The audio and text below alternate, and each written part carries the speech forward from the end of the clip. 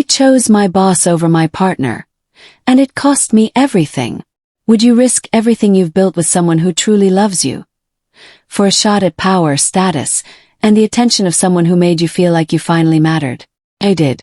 And this is how that one decision shattered everything. My name is Laura. For 4 years, I was in a stable, loving relationship with Daniel. He was my best friend, my confidant, the person who never once made me feel like I wasn't enough. We met in college. I was always chasing something. Internships, extra credits, late-night projects. Daniel. He showed up for me. With takeout in hand and a quiet smile, reminding me to eat, to sleep, to breathe. He wanted a simple, beautiful life. Lazy Sunday mornings, a golden retriever, weekend road trips, maybe kids someday. And I told myself I wanted that too. But deep down I wanted more. Not more than him. At least I didn't think so at the time. But more from the world. I wanted to matter. I wanted to be seen.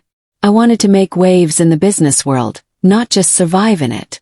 After graduation, I landed a position as a junior associate at one of the top marketing firms in the city.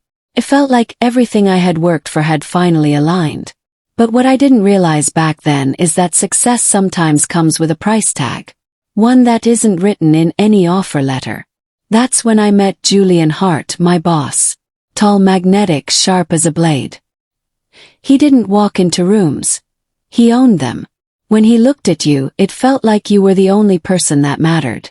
And when he smiled at me that first week, I felt a flutter in my chest that I wasn't proud of. At first, I told myself it was admiration, respect, nothing more. But then he started staying late. And so did I. Laura, your ideas are sharp. You've got real potential, he'd say, leaning in just a little too close. His hand lingering on my back just a second too long. He made me feel seen. Not just competent but special. Not just another face in the office but the one he believed in. The one he chose. I started dressing differently. Took late-night calls. I skipped dinners with Daniel. Julian needs me, I'd say. And Daniel noticed. You're different, he told me one night. You're not here, even when you are. Snap. Called him insecure. Told him he should be proud I was rising, that I was doing this for us. But the truth, I wasn't. Then came the business trip. New York. Just me and Julian. I told Daniel it was a group retreat. I lied to his face.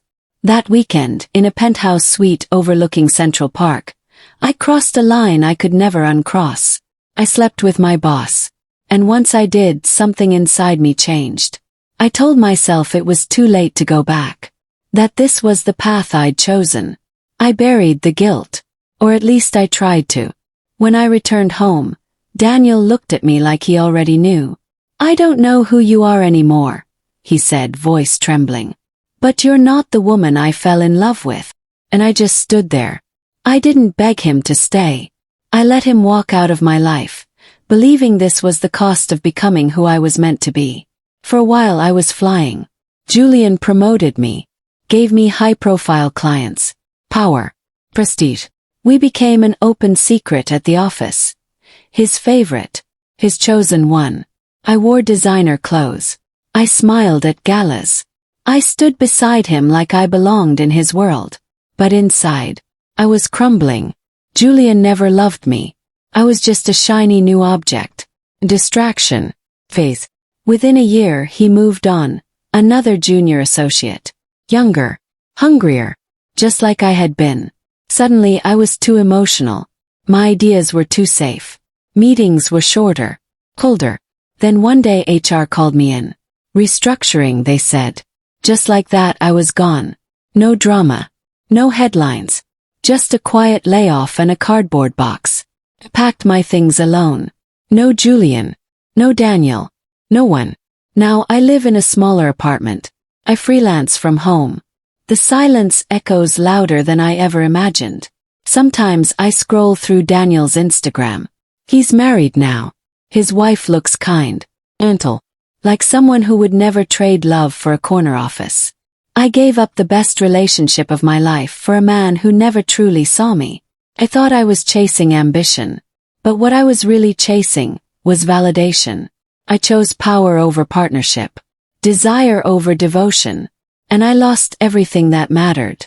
So if you're standing at the same kind of crossroads, listen to me. Ambition isn't wrong. Success isn't evil. But if you have to lose yourself to earn it, or worse, destroy someone who loves you along the way, then what you're chasing isn't success. It's emptiness in disguise. Because success without love is the loneliest kind of failure.